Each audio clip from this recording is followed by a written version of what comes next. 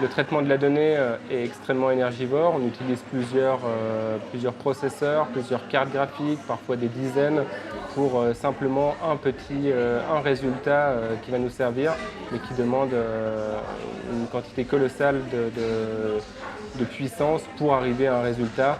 Traiter des millions de données comme c'est de plus en plus fréquent avec le big data, des données géographiques, des données de population, va amener à utiliser sans cesse des ressources de plus en plus importantes qu'on ne pourrait pas faire personnellement et qui sont extrêmement énergivores.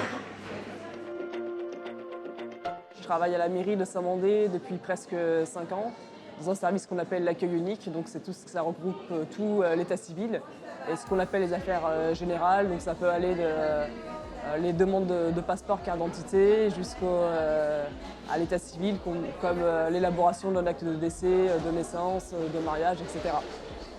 Donc comme on écrit beaucoup de mails, en ce qui concerne la pollution numérique, on a reçu des ordres en fait, par rapport à l'archivage et à la suppression de beaucoup de mails. Parce qu'il faut savoir qu'on doit garder beaucoup de mails pour garder une trace, que ce soit par rapport aux usagers qu'on reçoit, par rapport à la préfecture, aux demandes de passeport, carte d'identité, etc. Et par contre, on peut très vite se retrouver avec un certain nombre de mails. Donc on nous a demandé de supprimer beaucoup de données. Donc aujourd'hui, la pollution numérique n'est pas forcément à l'ordre du jour dans beaucoup de mairies parce que nous sommes soumis en fait à un système d'archivage, notamment pour les actes d'état civil, qui doit être complet. Il faut savoir aussi qu'on travaille sur beaucoup de logiciels différents qui eux-mêmes ont je pense, beaucoup de bases de données pour archiver tout ce qui est acte d'état civil. Donc il y en a en fait, il y en a énormément. Mais aussi, voilà, donc au bout d'un moment, on est amené quand même à supprimer nos mails. En tout cas, c'est ce qu'on peut faire de mieux en fait, au niveau de la pollution numérique. Voilà, faire attention à ça. Voilà. La pollution numérique, ça prend bien des formes et moi, je suis spécialisé dans le cloud. Le cloud, il a changé pas mal de choses sur la façon de consommer son infrastructure.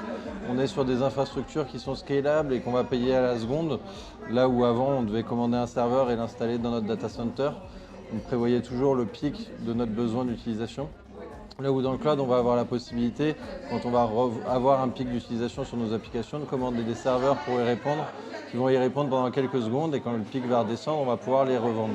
Et donc il y a ces nouvelles méthodes dites FinOps, GreenOps qui sont apparues, qui mettent en place des grands principes, des grands piliers de l'utilisation du cloud pour nous permettre de réduire notre consommation. C'est des principes qui sont assez simples et qui reposent sur une idée assez concrète. Ça va être de pouvoir allumer nos environnements quand on en a besoin, les éteindre quand on n'en a pas besoin. C'est pas plus compliqué que ça. C'est à la fois très bête, mais ça peut être assez complexe à mettre en œuvre. Typiquement pour le start and stop, on va devoir mettre en place toute une ingénierie mécanique qui va aller éteindre nos serveurs la nuit, donc à partir de 19h, et les rallumer le matin dans l'état dans lequel ils étaient avant qu'ils soient éteints. Donc il y a un peu d'ingénierie à faire. Par contre, il y a des gains très évidents en termes financiers et des gains très évidents en termes écologiques. On consomme moins, on paye moins et on fait gagner cette électricité qu'on n'utilisera pas. Aujourd'hui, c'est des techniques qui sont en place chez tous les grands de l'informatique. Tous les consommateurs, les gros consommateurs de cloud ont des équipes FinOps et GreenOps qui sont là pour revoir les applications, revoir leur système de développement et de déploiement et qui sont là pour s'assurer que toutes ces bonnes pratiques FinOps, GreenOps ont bien été appliquées et qu'elles font bien et gagner de l'argent à l'entreprise et gagner du temps à la planète.